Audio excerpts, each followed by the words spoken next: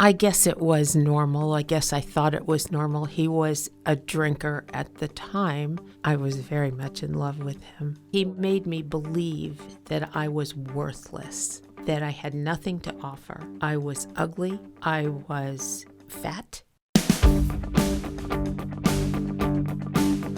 In this episode of In the Shadows, Toxic Love and Domestic Violence, Judy's story, along with Rachel Carter from Harmony House.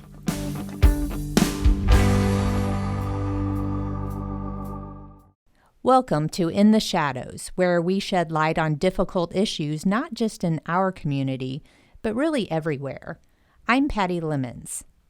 I want to welcome you to this new podcast series called Toxic Love, where we'll address issues surrounding domestic abuse, the Me Too movement, how to identify healthy and unhealthy relationships, and then empower women and men to set goals and overcome obstacles standing in their way of personal success. We hear too often about abusive relationships, whether it's physical or emotional, and the first question that comes to mind for many people is, why is that person staying in that relationship? But what I've learned is that leaving can oftentimes be more dangerous than staying. Judy was married to her abuser for more than 20 years. She says he was an alcoholic who oftentimes just didn't come home after work. She loved him unconditionally and never once considered leaving him. It ultimately led to divorce, but then she remarried him. The final straw came when he met someone else, and the abuse became more than anyone should have to endure. I experienced verbal and emotional abuse. I never had physical abuse. He would tell me I was unattractive, very undesirable. No one would want me for a wife. It gets to where you're beat down so much that you end up with no self-esteem. And he looked at me and said, why don't you go somewhere and die? It's pretty rough. It took me so long to get my self-esteem back, to feel strong again. And you can. And you don't need anybody with you. You don't need to be married or in a relationship to feel good about yourself and to feel strong. And I have very strong faith, and that has helped me more than anything. I want to share my story for the sole purpose of trying to help someone. That's my only reason. Other than that, I would never do this.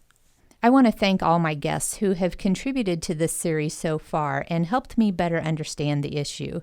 Joining me today is Rachel Carter. She's the Prevention Education Coordinator with Harmony House here in Springfield. Thanks for joining me. Thanks so much for having me. So, Rachel, how long have you been with Harmony House? Yeah, I've been in this role as Prevention Education Coordinator since March of 2019. And then previously, I was at Harmony House a few years ago in our advocate office or 24-hour office. And then I was a case manager for some time. So in total, about 3 years. Great, great. Can you just start from square one and just tell us, what is domestic abuse? I know it can be lots of different things. Yeah, absolutely. So the way I like to break it down is kind of into three parts.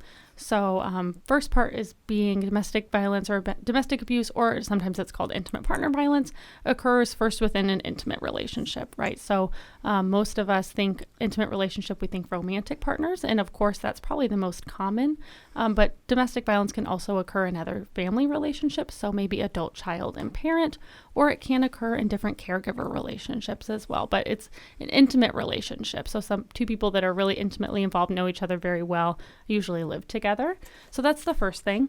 The second thing is a pattern of abusive behaviors over a period of time, right? So it's not just one abusive incident, it's a pattern of different tactics and manipulation techniques and controlling behaviors that occur over a long period of time. Usually things start out kind of minor or small and increase in intensity over time, and we can talk more about that. And then the third thing is power and control. So that's the purpose. That is why abusive partners engage in those type of different abusive behaviors, is to gain some type of power and control over their partner. So for whatever reason, they feel like they have that right to control their partner, and then they're engaging in those abusive tactics in order to maintain that power and control. So I think when we think about abuse, automatically we go to physical abuse. Sure. Are there other types of abuse? Can you explain that? Oh, absolutely. Absolutely. So that's something that I like to stress often is domestic violence is so much bigger than just physical abuse. Yes, that's a big component of it. But what we see is a lot of folks don't seek services because maybe they're not being physically abused or that's not happening all the time. So, of course, we have physical abuse. We know what that looks like. I think most of us have a picture of what that looks like. But there's also non-contact physical abuse. So somebody interfering with somebody's physical well-being. So maybe not allowing them access to food or water or medication. We've had clients talk about their abusive partner locking them out of the house during really extreme temperatures. So that can still kind of count under that umbrella. But it's not what we kind of think of with physical abuse. Of course, sexual abuse is another big one that we often think of with domestic violence. Again, most of us have an idea of what that looks like, but it could also look like reproductive coercion as well. So interfering with somebody's access to contraceptions or forced terminations or forced pregnancies, things like that. So those are kind of the big more visible forms of violence, right? But there are so many more types. Emotional abuse is a huge one. I would be willing to bet that pretty much every abusive relationship has some component of emotional abuse. So that can look like put downs, pointing out that person's insecurities and really getting on them for those insecurities, minimizing or denying the abuse is happening. Isolation is a big one. We know that folks are easier to control and manipulate when they're isolated. So abusive partners will often isolate their partners from family, friends, other support networks. Financial abuse, that's a really, really big one.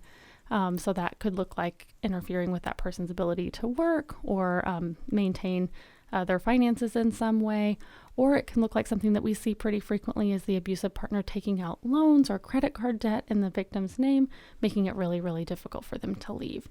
So those are some of the other types of abuse outside of physical and sexual abuse. So let's break that down. What does that look like to a young person who's just entering a relationship? What kind of things do they need to look out for? Yeah, so red flags are really important. I think that's kind of what you're alluding to is red flag behaviors. Because like I mentioned earlier, abusive relationships don't typically start out that way. It's usually small things that kind of increase in intensity over time. So things I always like to talk to young people about are one behavior I call love bombing. So somebody wanting to move really, really fast in a relationship, knowing each other a very short period of time and saying, oh, I love you, I can't live without you, let's move in together really, really quickly. So that's something to pay attention to, that really fast pace at the start. Noticing how your partner treats other people. So if they are rude or abusive to other people, that might be an indicator of how they might be towards you, right? Any type of controlling behavior, trying to control what you do, what you wear, especially with young people, that's something that we see, who you talk to, who you hang out with, things like that. Isolation, like I talked about earlier, that's one of those behaviors that sounds really sinister, but can start out kind of romantic. So a partner could say things like, oh, I love you so much, I just want to spend all of our time together. So that can start out, kind of innocuous, but maybe later on saying, don't worry about working. I want to take care of you. I want to take care of us. So maybe that person then quits their job. Then essentially what they're doing is isolating them from that support system. Or, don't worry about driving, sell your car. I'll take you where you need to go, right? And then essentially what they're doing is isolating them further. So any isolation type behaviors, if that person is having big reactions about you wanting to spend time with other people, that's definitely a red flag, right? With young people, I really always suggest to them to trust your gut, right? As somebody that was in an abusive relationship when I was young, there were so many gut feelings that I had that I kind of ignored. So I always stress to young people, trust your gut. If you don't feel comfortable around your partner, if you don't feel like you can talk to them, or if you feel fearful to talk to them, that's something to pay attention to. So I think we see that a lot in young people.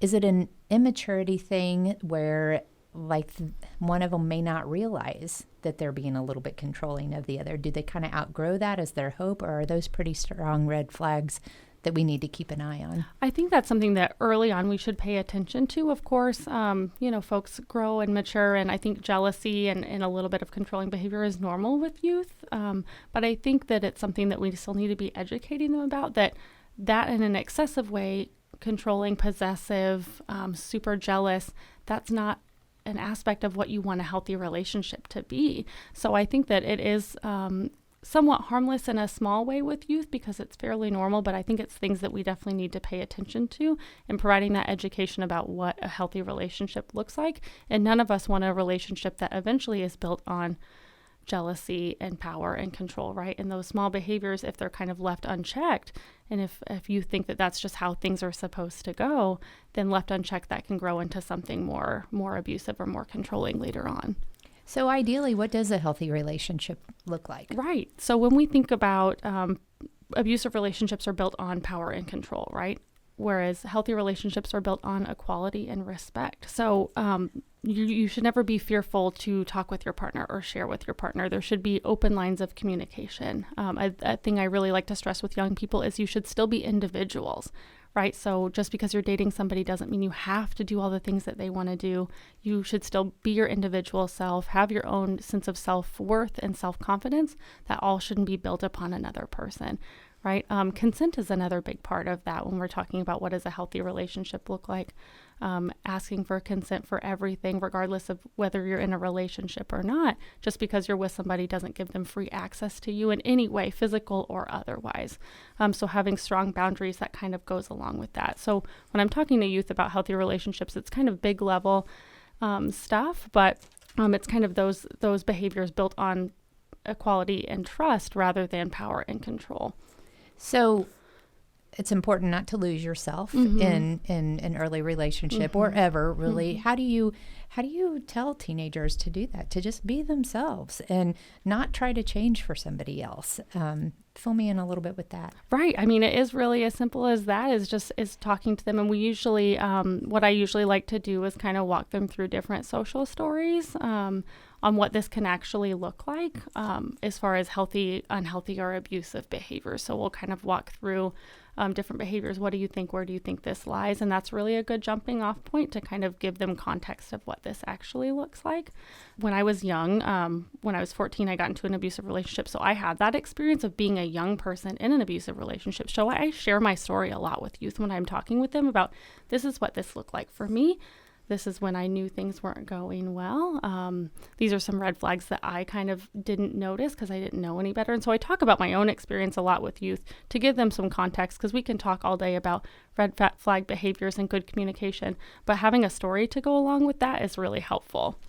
So tell me what you do. Do you go out to the schools and talk to kids? Yeah, so my position's fairly new, so we're just kind of starting to do that. We have a relationship with Boys and Girls Club, myself, and the Rebound Foundation, which is another organization that provides transitional housing to victims of domestic violence.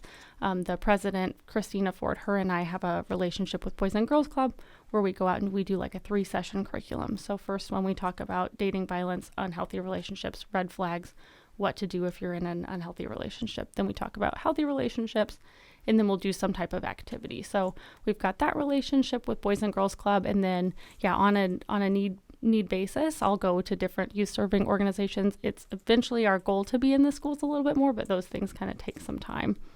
Great. That sounds like a great service. Yeah, thank you. When people are in an abusive relationship, especially if it's not physical, do they realize that they're in that situation, and where is the line that we draw where enough is enough? Right. And that's a great point. Often, if physical abuse isn't present, it does take a really long time for folks to understand that what's happening is not okay, right? Because there is so much blaming within that relationship. The abusive partner are often really, really good at putting the blame on that person, that the reason that the abuse is happening is you're doing something to cause it, right? So if I could only do this better or do this different, or like I was saying, if there's some outside stressors happening, well, if that ends, then maybe things will be better. I also like to stress that abusive relationships typically don't start out that way. Abusive partners are typically very charismatic and romantic. And so I think a lot of folks have hope that, okay, I know things were good at one point, things can get back to that place, right? But if there isn't physical violence, it can be really hard to determine, especially if maybe you haven't had a healthy relationship modeled for you. If you're not sure what healthy looks like, that might feel very normal and natural to you. So that can be really, really difficult. I think the line there between just normal, because all couples argue, all couples have squabbles and disagreements, of course.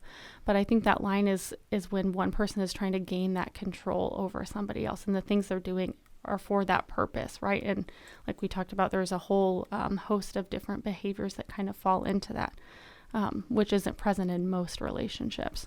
So I've heard the term gaslighting. Can you tell me what that is? Absolutely. So gaslighting is a form of emotional abuse that we see all the time. It's very, very common. And the term came from actually an old movie from the 40s. So the premise of the movie was a husband and wife living together. And at that time, lamps were powered by gas. And so the husband would go throughout the house and change the light levels, change the gas levels. So it'd be brighter or dimmer in the room. The wife would say something about it. Is it darker in here? Is it lighter in here? He would say, no. What are you talking about? You're crazy, right? You're making things up. You're imagining things. So if we transition that kind of mindset to an unhealthy or abusive relationship, a lot of the times what we see abusive partners doing is really minimizing or downplaying really abusive behavior. So saying things like, well, it's not that bad. You're making it so much worse than it needs to be. If you would only have a sense of humor.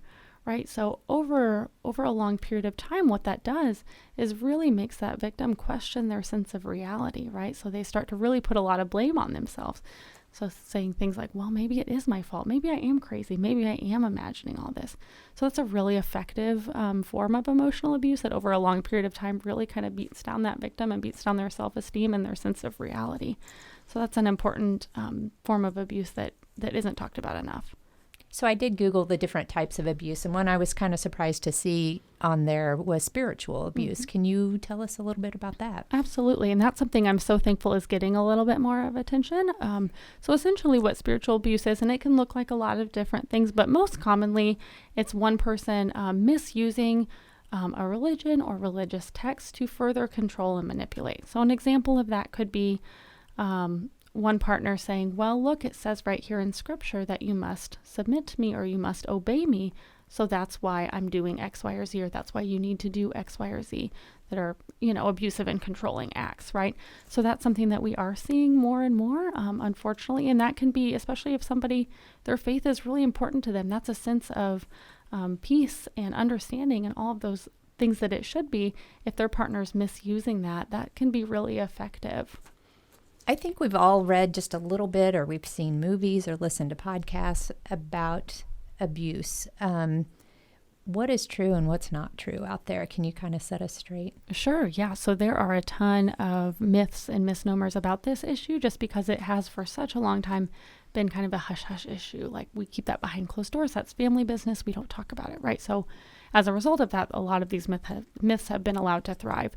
One big one is that abuse is caused by alcohol or substance abuse or misuse, right? Which is 100% not the case. The logic I like to use for that is we know folks and maybe ourselves have indulged a little bit too much, or we know somebody that has an addiction that don't then choose to abuse their partner. So abuse is always a choice.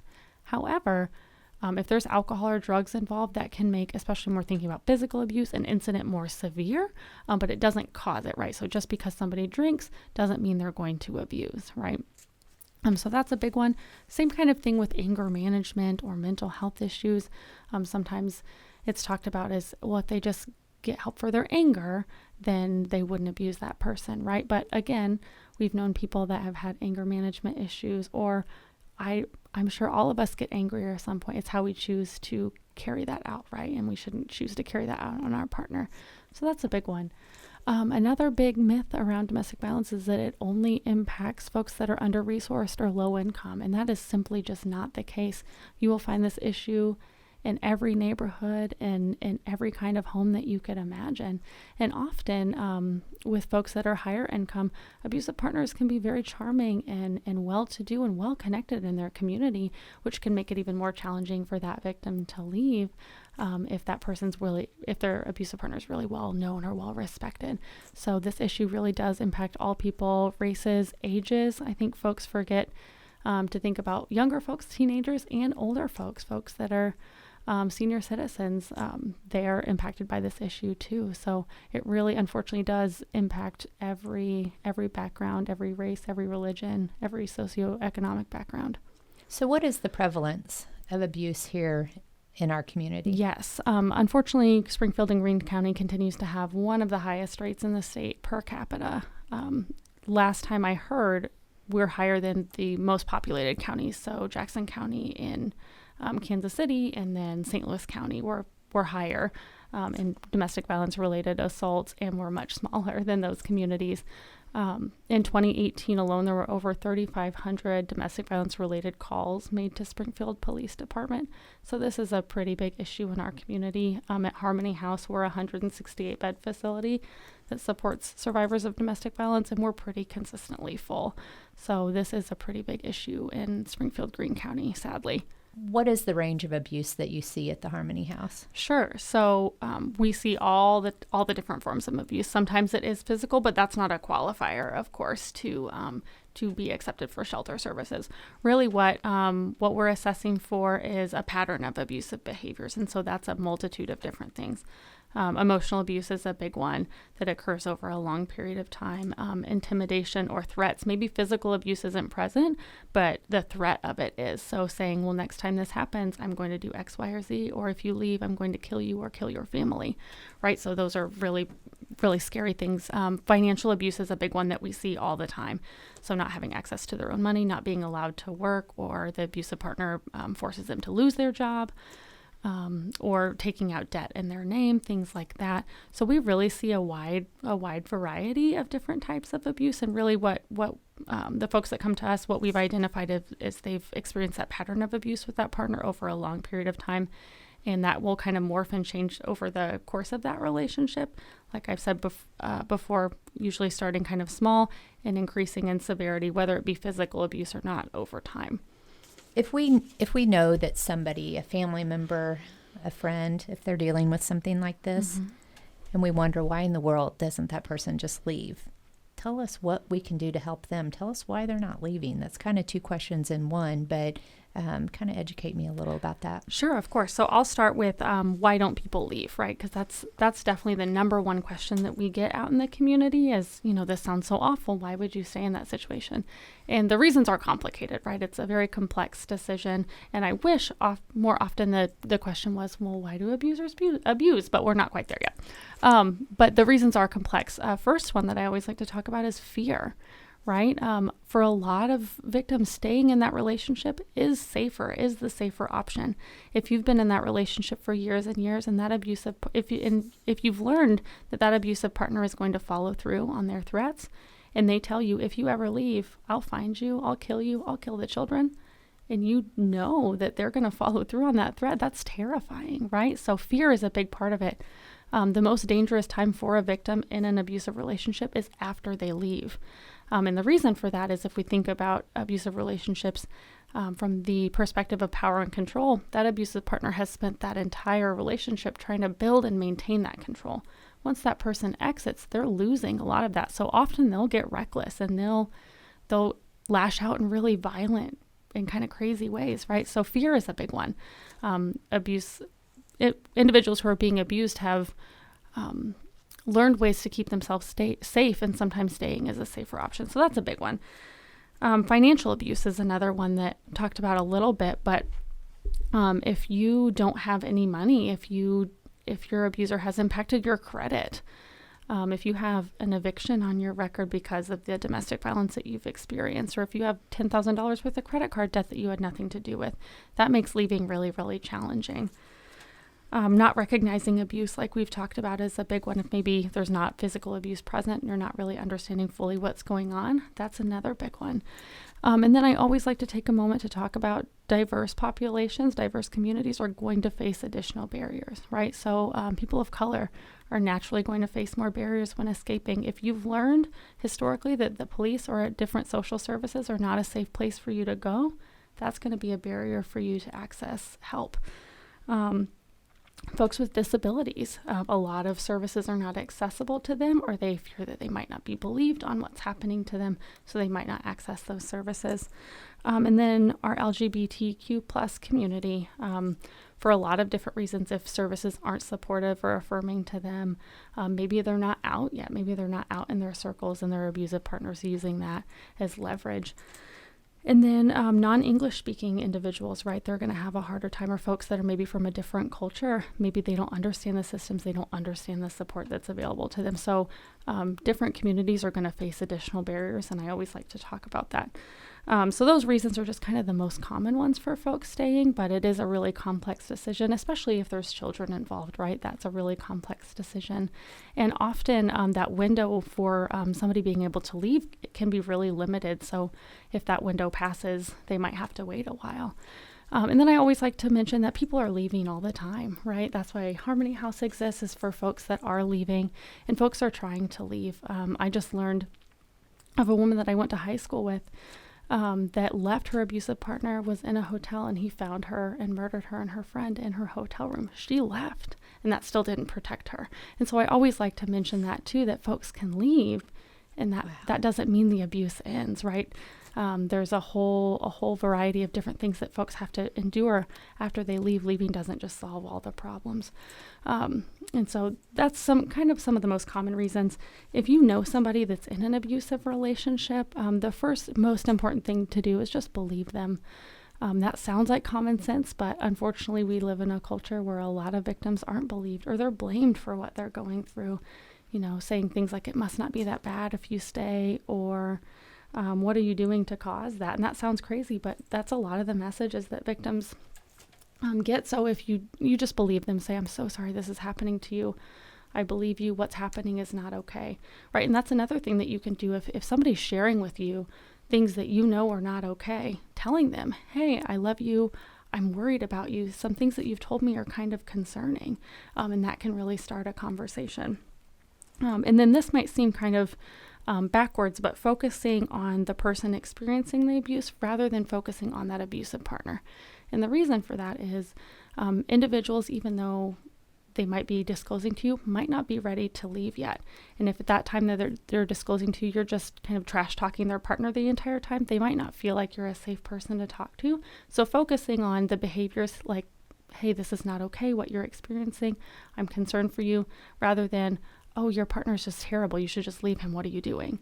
So see the kind of difference there between the shame and the support.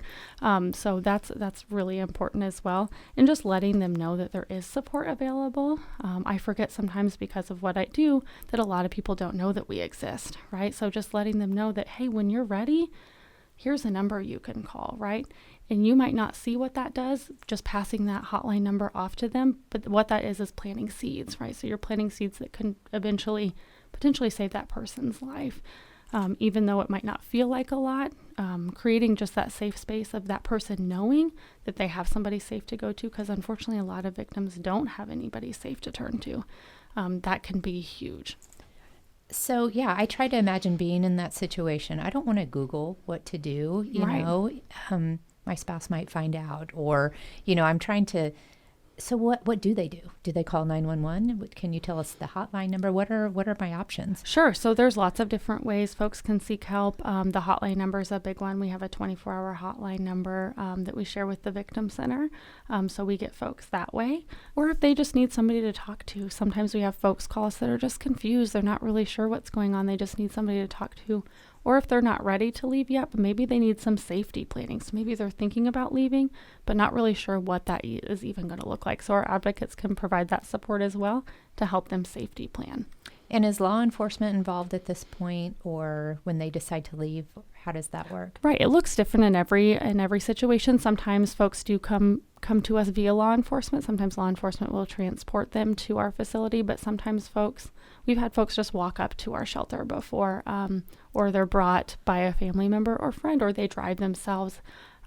If in the event that folks are in a dangerous situation and they don't have transport, we have some funding that we can provide a cab for them to get to Harmony House safely. How long do people typically stay at Harmony House? Yeah, so our emergency shelter program is approximately 90 days. Some folks don't use it for that full time. Maybe somebody just needs safe shelter for a couple weeks until they can get with family. Some folks use it for that 90 days plus, right? So if they are awaiting housing or something like that, they can use it for longer, but approximately 90-day program. So is there a fee associated with this? No, all services to survivors are 100% free of cost.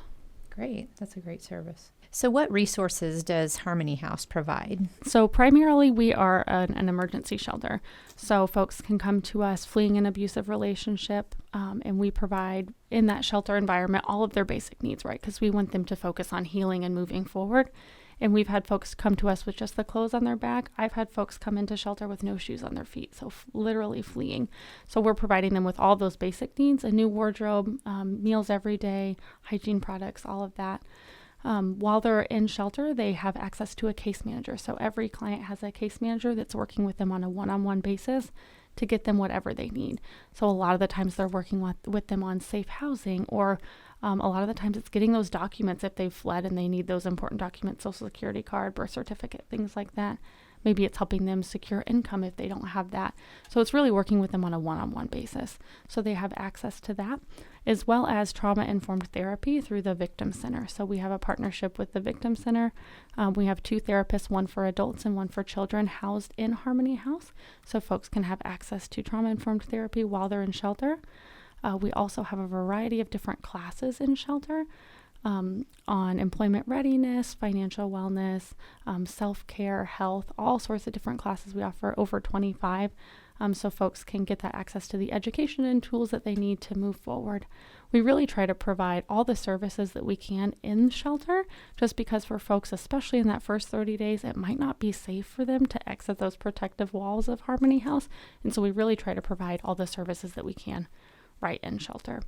So in addition to the shelter program, we also have an outreach case management team that can provide those same kind of case management services, just without the shelter part. So maybe it's folks that have already gone through our shelter program but are still needing that support, or maybe it's folks that don't need emergency shelter. Maybe they have supportive friends or family that they can stay with that are safe, but are still needing education, support, or advocacy. A big part of what our outreach team does is court advocacy. So helping folks go through the court system, maybe protection orders or other civil suits that usually take longer than that 90-day period. So that's a lot of what our outreach case managers do, is that court advocacy piece. So when somebody comes there, you said that they're in danger a lot of times. They bring their children with them a lot of times. What's the security like there? Do the kids still go to school? I mean, how disruptive is this to everyone? Great question. So we are a really secure facility. We do our best to be as secure as possible. So we have cameras all around the outsides of the premises. Nobody is allowed in without us knowing exactly who they are. And then as far as children, we have residents bring children, of course. We try to create as great of a sense of normalcy as we can. So we have a family case manager named Kay who focuses on the children and trying to create that normalcy. So she works a lot with Springfield Public Schools. We also provide a ton of support services for kiddos at shelter, because we really want to stress a sense of community and safety and normalcy while they're there. So we provide a bunch of fun, engaging activities, as well as support groups for kiddos, so they can feel safe and as normal as possible when they're living in shelter. So you told me all kinds of things that Harmony House is doing for the community. What other education resources do we have here? Right. So I'm super thankful that we live in a community that, although this is a big issue, we have quite a few organizations trying to combat it. So in addition to Harmony House, within the last year, the Family Justice Center has opened. Now, the Family Justice Center is located in the Greene County Courthouse, and essentially what it is a one-stop shop for victims of domestic violence or other violent crimes. So before they existed, what a victim would have to do, say they're fleeing their abusive relationship, and they need shelter, they need a protection order, they need to talk to a lawyer, they need to talk to somebody from Children's Division. They need all of these different services. So while they're trying to flee this really abusive relationship, this really dangerous situation, they're also trying to figure out, how am I going to get to all these places? And essentially what the Family Justice Center does is eliminates all those barriers and puts everything under one roof. So folks can come, apply for a protection order, and because it's in the courthouse, that turnaround is a lot quicker. So that's helping survivors a ton. The Family Justice Center, we're so thankful to have them, and hopefully they'll be moving into a new space soon to be able to expand their hours.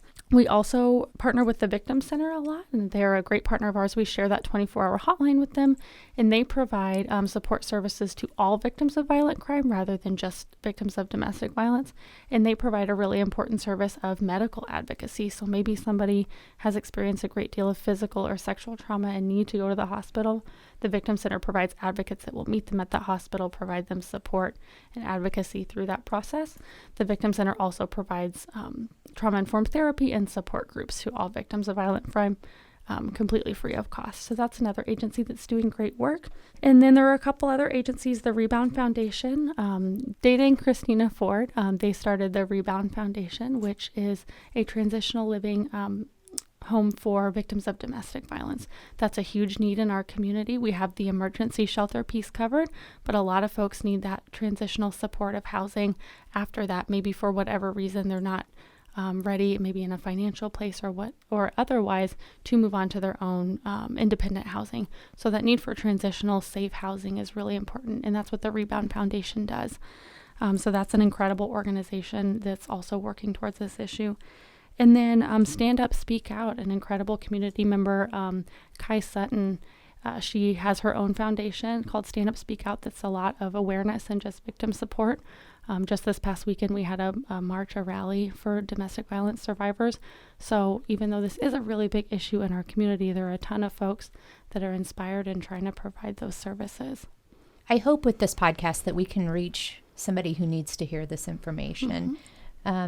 What would you say to that person listening? I would just say, I'm so sorry. I'm so sorry this is happening to you. This is not your fault, what you're going through. Nothing that you're doing is causing what's happening.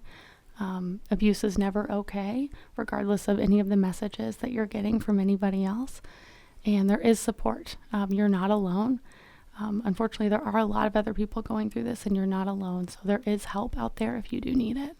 What's modeled in television and online today might be a little different than it was several years ago. The relationships, one that I brought up with was Edith and Archie Bunker. That's a really bad example of a healthy relationship. I feel like it's a little more positive what we're seeing now. Are you seeing that, or is that contrary to what's actually happening? It's funny that you asked that. I teach a class in shelter every week. And today before I came, I taught a lesson about domestic violence and music and the messages that we're getting from popular music about relationships and domestic violence. And so I think that it would be ignorant of us to say that those cultural and media messages don't influence us. And I think there are a ton of messages about what a relationship is supposed to look like. And I think, unfortunately, there's a lot of messages about this really fiery, hot passion that's supposed to be really up and down and crazy all the time, or a lot of jealousy and possessiveness, that we know that those are really unhealthy qualities in a relationship, but that are kind of over-romanticized or glorified. So I think that that's a big part of this conversation. In order to really change this issue, we have to have more models of healthy relationships and things like that in the media. What do you tell people about the music? What examples do you use? Sure. So in my class today, we went through 5 different songs. A couple of them were just kind of unhealthy messages that we might get. So the one example I used was a song called Jealous from Nick Jonas, and he just talks all about I get jealous, I'm puffing up my chest, I'm rightful in how I feel because you're so beautiful, right? So essentially what that's boiling down to is I can't control my behavior. I have a right to get jealous, and it's your fault because you're so pretty, right? So it's kind of some unhealthy messages floating around there. We also watched a Maroon 5 video that depicted a really violent relationship between the lead singer and this girlfriend, but it was portrayed as is really passionate, really fiery, really fun, right? But essentially what that's doing is over-romanticizing physical abuse, or that unless things are fiery and passionate and high highs and low lows, and then it's not romantic enough, or things like that. So I feel like those are a lot of the messages that are sent out about what relationships look like. And then we go into a couple songs that actually depict domestic violence. So I don't know if you remember the Dixie Chicks song from the 90s, Goodbye Earl. Oh, yeah. Yeah. So we talk about that one. And for those of you who know that song, Earl died. And that was essentially the only option that woman had in the song. It discusses that She got a protection order. He walked right through it, right? Which is a common occurrence for a lot of victims. A protection order can be great, but in some instances is just a piece of paper. And so what other choices do victims have, right? So there are all these messages that are played out in music and popular media that influence how we think about relationships and how we think about domestic violence and what it's caused by and what it looks like, right? So I think it's important to pay attention to that and use that. It can be a really powerful jumping off point to kind of dispel myths or talk about what this actually looks like. As parents, how do we teach our kids to be good partners and to be respectful of others and to never do anything that could be considered abusive? Yeah, I think a lot of it is just having ongoing conversations, right? I definitely don't think that this is a one and done conversation. It's having ongoing conversations, asking them about what's going on with them, which I know can be challenging with teenagers, but just continuing to have those ongoing conversations and then modeling that behavior. If not with your partner, with your child, modeling respect and trust and equity in that relationship or in other relationships that your child's going to see. That's super important to just give them a model of what that's supposed to look like. And like I said, just continuing to have conversations ongoing over and over. You said that you had been in a situation yourself. So being on the other side of this now, if there's somebody who's experiencing it and is maybe just now realizing just how bad it is, what would you say to provide hope to that person? Sure. So I would say something that I experienced a lot is I felt responsible. I felt like, especially over a long period of time, that I was worthless, that I didn't deserve somebody to treat me well, that I was lucky to have this person in my life. So just knowing that you deserve to be in a relationship that's happy, that's healthy, and that it's not your fault. So just knowing that and knowing that you can escape, right? I think that when we're in that, it feels hopeless. It feels like, how am I ever going to get out of this? But from somebody who has come out on the other side, it is a process. It does take some time. Find somebody that you can talk to. Find somebody that you can trust and that you can go to for help and support. I think that was a big thing that helped me get out, is knowing that I had a support network. I had people that I can go to and talk to, and that was huge. And just take care of yourself. When that time comes that you are ready, take care of yourself. If counseling is what you need, take that. If taking a different job for a while so you can have more mental capacity to heal is what you need, take that. It's important to take care of yourself. And again, just recognizing that this is not okay, and you deserve better than that.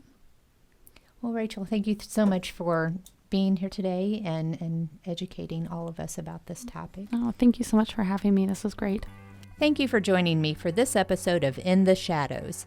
If you know someone who is experiencing domestic abuse, please write down this 24-hour hotline number on a little piece of paper for them so that they can tuck it away and have it readily available if they need it.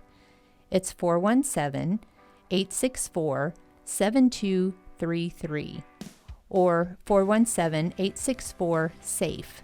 You can also call toll-free to 1-800-831-6863. Please check out previous episodes of In the Shadows at intheshadowspod.com, where you can learn more about transgender issues as well as mental health and suicide. You can also follow In the Shadows on Facebook and listen to episodes on iTunes or YouTube. You can follow whatever channel you're listening on and be sure to stay up to date on future episodes.